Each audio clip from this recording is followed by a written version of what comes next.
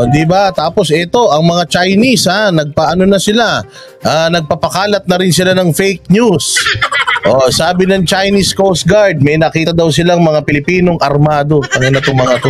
Parang kayo pa yung kinakawawa dyan, mga hayop din itong mga Chinese na to talaga.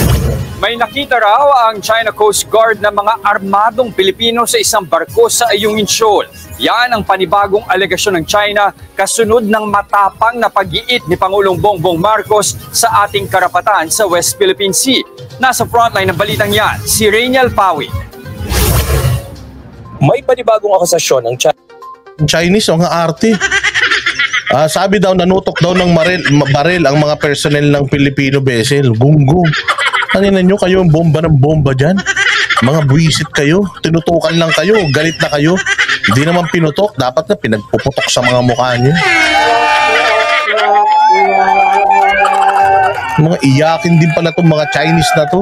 China sa Pilipinas sa gitna ng nagpapatuloy na tensyon sa West Philippine Sea.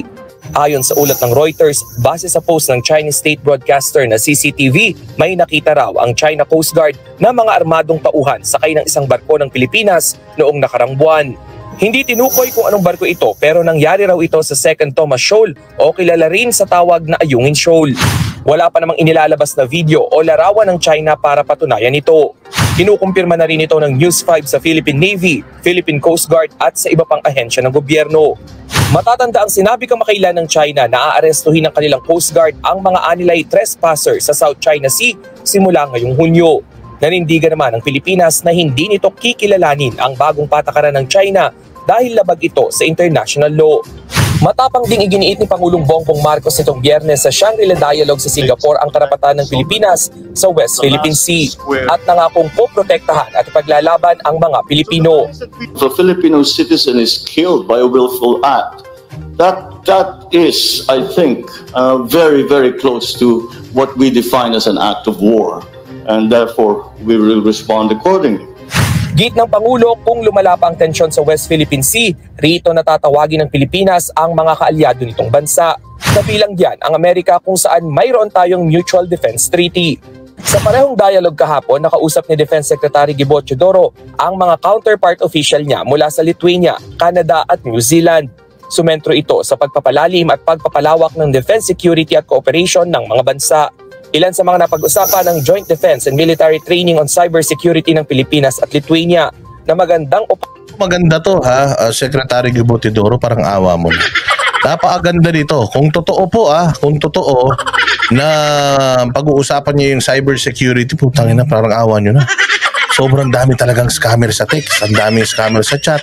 Lahat, Viber, WhatsApp, Facebook Messenger, SMS. Paadami talagang mga scammer. Diyos ko po. Tapos nahahack-hack itong mga police, itong mga agencies natin. Diyos ko po. Sobrang delikado. Kaya kung pwede lang, Gibo Teodoro, seryosohin niyo yan, yung training ng cybersecurity sa Pilipinas para naman, di ba? Kumbaga dito sa Pilipinas, yung mga hold-upper, mas maganda pa yung baril nila sa mga pulis. Mas trained pa yung mga mamamatay tao sa mga pulis. Nakita nyo yung kahapon na pinakita ko na yung namaril ng nakamotor. Nakita nyo naman ang bibilis kumilos. Yung mga pulis natin ngayon, hindi ganun kabibilis kumilos. Ang lalaki ng tiyan. Diyos ko po, ang babagal magsilakad, magsitakbo ng mga yan. Ang ibig ko na sabihin, yung mga kriminal, mas physically fit pa sa mga pulis. Yung mga kriminal, mas maganda pa yung baril sa mga pulis. Meron tayong DICT pero mas advanced yung technology ng mga hacker sa Pilipinas. So parang awa nyo na, tulungan ninyo, Gibo Teodoro, itong mga ahensya na ito na i-improve yung kanilang serbisyo at yung kanilang mga sarili. Itong DICT na to, dapat mabuwag na talaga tong hayop na ahensya na to. Walang magandang naidudulot sa Pilipinas itong mga buwisit na ito. Nung nag-SIM card registration, abay talaga naman, lalong dumami yung scammer, punyemas na yan. Na kesyo, lahat na ng mga SIM card, mabablock na. O tiyan, ang dami pa ring message sa sasagot nila kasi yung iba gumagamit ng computer, mga gago. Hindi nyo naman pala masusolusyonan dyan sa SIM card registration, hayop na yan.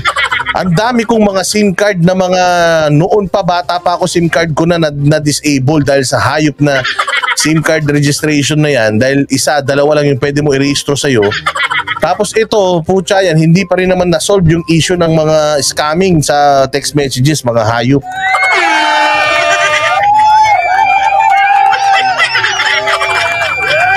Oh, so sana naman i-improve ninyo, ha. Oportunidad daw para sa Department of National Defense at Armed Forces of the Philippines. Sa parehong dialogue, tiniyak ni US Defense Secretary Lloyd Austin ang suporta ng Amerika sa Pilipinas. Sa gitna ito ng mga agresibong aksyon ng China. Again, the US is always saying that they support the Philippines. They support. Support in what terms?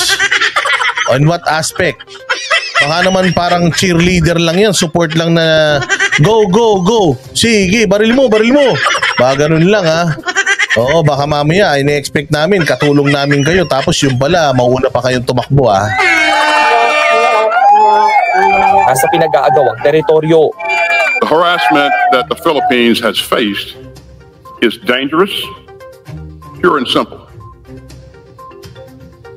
And we all share an interest in ensuring that the South China Sea remains open and free. Bukod pa yan sa mga mapangahas na aksyon ng China malapit sa Taiwan, bagay na pinalagan ng China. Git nila hindi ito makatutulong sa isinusulong na regional cooperation sa Indo-Pacific region. Nagbabalita mula sa Frontline, Rainiel Pawid, News 5.